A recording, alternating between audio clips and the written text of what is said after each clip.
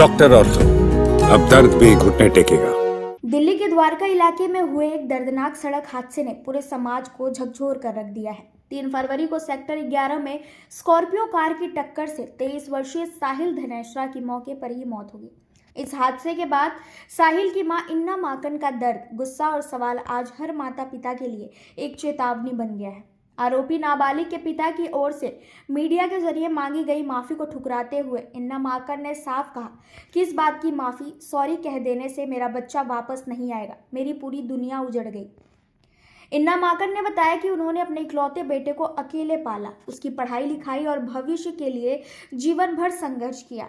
हादसे के बाद जब उन्होंने अपने बेटे की अस्थियां देखी तो वह पल उनके जीवन का सबसे भयावह क्षण था। उनका कहना है कि अगर आरोपी के पिता को अपने बेटे की इतनी ही चिंता थी तो उन्होंने नाबालिग के हाथ में गाड़ी की चाबी क्यों दी।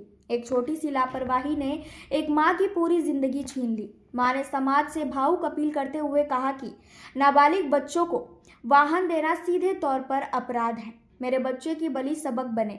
अगर आज भी लोग नहीं समझेंगे तो कल और माओं को अपने बच्चों को खोना पड़ेगा। उनका यह बयान केवल एक मां का दर्द नहीं बल्कि सिस्टम और समाज दोनों पर सवाल है।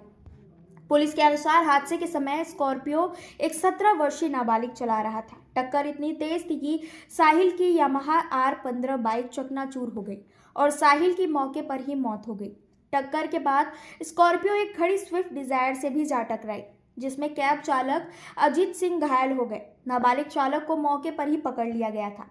मामले में पुलिस ने नाबालिग के पिता के खिलाफ भारतीय न्याय संहिता की धाराओं 281, 106(1) और 125(a) के तहत केस दर्ज किया है।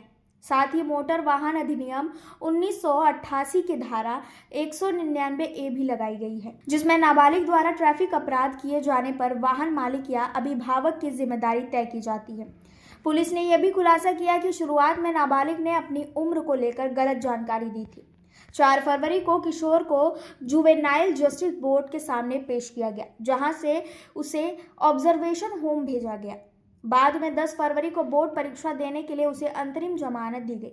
आरोपी के वकील का कहना है कि किशोर मानसिक रूप से परेशान है और परिवार को धमकियां भी मिल रही हैं। लेकिन सवाल यही है, क्या किसी की जान जाने के बाद केवल माफी और बहाने काफी हैं? यह मामला अब सिर्फ एक हादसा नहीं बल्कि नाबालिग ड्राइविंग के खिलाफ एक सख्त संदेश बन चुका है।